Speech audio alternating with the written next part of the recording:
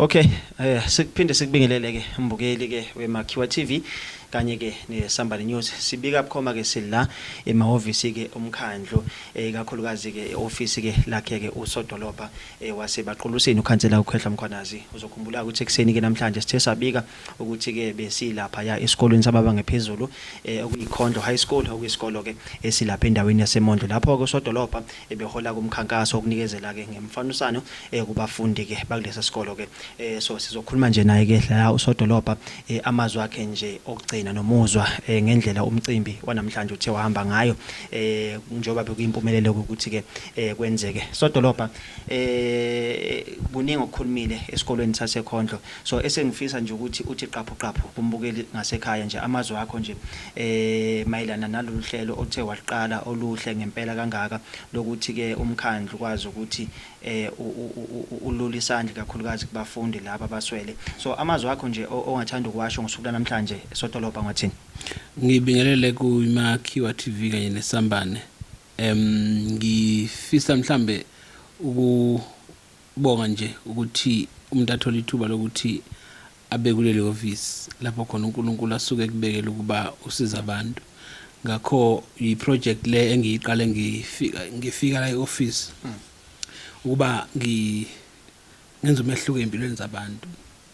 akusiyo nje iKhondo secondary kuphela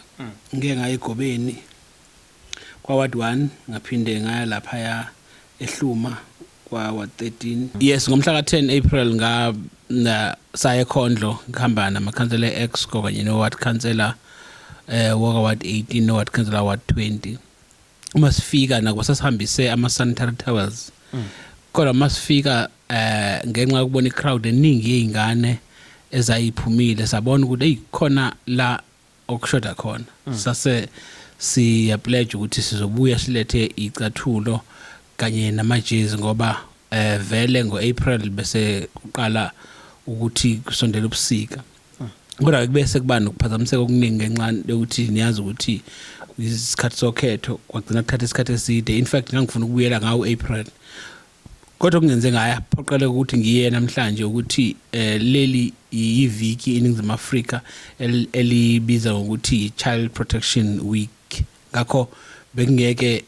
singabe senza lutho ngalo njengomkhandlu ngoba ukuvikela izingane zethu kanye nesithunzi sazo kanye nokuyiqhaja kwazo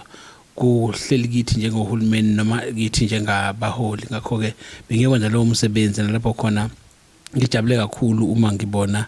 indlela izingane zalesa sikole ezidisciplined ngayo nendlela othisha bakhona abacommitted ngayo ukwenza ukufunda nokufundisa kube ngcono ezikoleni zethu kakhulukazi nezikole zethu eziseyindaweni zabantu abamnyama njengasemalokishini ngicabanga ukuthi noma kungenele ngoba sami icathulo ezu33 kanye nama jezi awu33 sihambisa ijezi lebhola elikhahlelwayo nejezi lebhola elinqakiswayo sihambisa nama sanitary towels kodwa sibuye sayicommita ukuthi siyabuya khona ngoba lento besingayenzi njengoba kusondele umhla ka29 wokhetho ngifuna futhi ukubuyela khona ngizobuyela during youth month angizokwazi ukusho la ukuthi ngizobuyela nani kodwa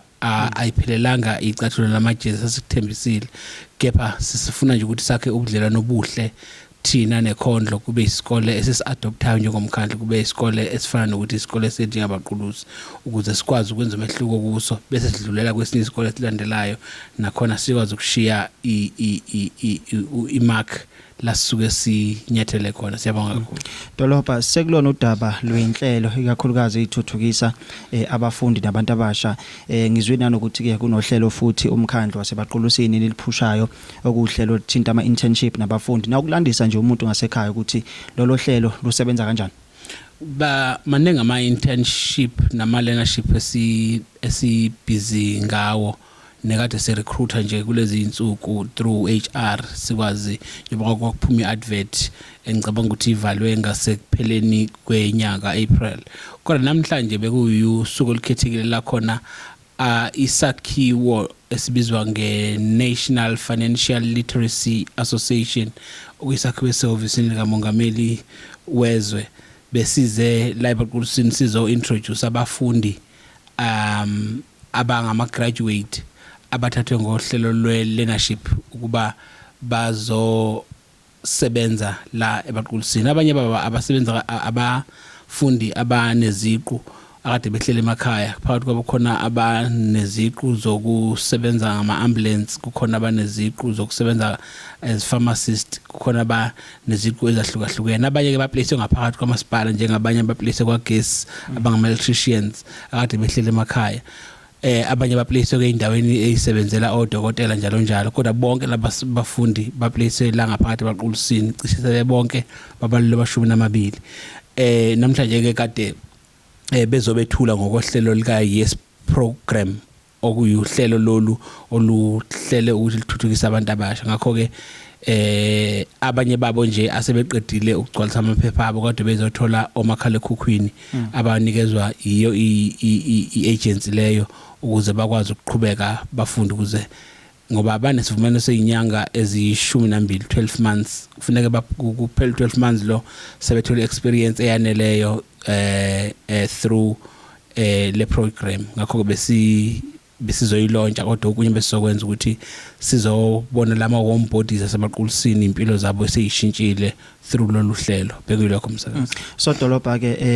elokuphetha nje sekusele insuku ezine ngaphambi ukuthi kufike ukhetho lukazwe lonke noluyifundazwe oluzoba ngomhla ka29 ingabe ke ikakhulukazi ke njoba uhola umkhandlo abaqulusi ngaphansi kweqembu lenkatha ingabe ikhona imikhankaso ekhona enizoyisingatha ikakhulukazi ngaphambi ukuthi njoba sekuselele insuku ezine sifike ukhethweni njengenkatha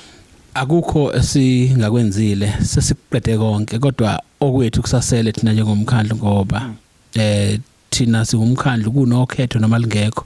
abantu badinga ukuthi basizakale emkhandlini wabo kunokhetho noma lungekho ngakho ke angeke silinge sisusa amehlo ethu ebholeni ngoba sila ukuze service abantu basebaqulisini ngenxa ye service esingayinika abantu basebaqulisini yiyo ezoba motivator ukuba basuke bayovota kodwa nje ukuqonda ngqo ngiyafisa ukuba bonke ababukeli balolu hlelo noma kunje asiphumeni siyovota ivoti lingamandla uma ucabanga ukuthi ngenxa ukuthi ingane yakho unezingane ezisithupha zonke ziqedile isikole lakho nje esebenzayo bese ufaka kuzo nakuwe umoya ukuthi nilahle ithemba ningabe nisavota ukungavoti kufana ncimishini ukuvota ngoba unikeza iqembu selehluleka iminyaka 30 kuba kusho ukuthi akube yile liqhubekayo kodwa njengamanje ivoti lingamandla abantu be South Africa banomsebenzi owodwa kuba benza into abayenza ku1994 ukuba baphume ngazo zonke indlela ngoba ngaleso sikhathi babeyokhipha uhulumeni obandlululo kulokho bawokhipha uhulumeni osuhlale iminyaka 30 emandleni kodwa wangenza lutho uhulumeni ohlala iminyaka 30 emandleni wadala ukuba abantu bangasebenzi 30 emandleni wadala ukuba abantu abasha balahlekelwe ikusasa labo balahlekelwe nayithemba South Africa ngabasukume sonke siyovota ngifuna ukuphumela obalake kodwa ngenxa ukuthi angididekile ngifisa ukuba ngibaqinisekisa into South Africa ukuthi IFP iqembu abangalethemba futhi linazo zonke izisombululo zeinkinga zabo uma befuna ukuqinisekisa lokho abaye ku manifesto yeqembu le IFP enamaphuzu ayishumi 13 le manifesto ihluba udlubu ekhasini ngiyethemba ukuba bazophepha ngicela ukuthi kuba sonke nathi njenge-IFP nawamanye amaqembu singalisebenzisa udlame sisebenzisa ukuthula kulungile liyobe lishubile ukhetho kube qonelwana ezikhungweni kodwa singagcini sishayana noma silimazana noma sesabisana asisebenze nje sambe siyocela abantu babavotela amaqembu ethu sonke bese kuba ukuthi iqembu elingcono neqembu uNkulunkulu alibekile ukuba lizophathizwe kube yile liwinayo ngiyaqinisekisa lelo qembu le-IFP ngiyabonga kakhulu umsakazi asibangkhulu ke sodolopha isikhathi sakho siphinde sihlangane futhi ngokuza kodwa ngiyacabanga ngosuku lokhetho sobe sinawe nawufaka ivoti lakho njoba sasithembisile sisilemethe ukuthi la uyovota khona sobe sikhona ngiyabonga kakhulu futhi asibangkhulu ke sodolopha yebo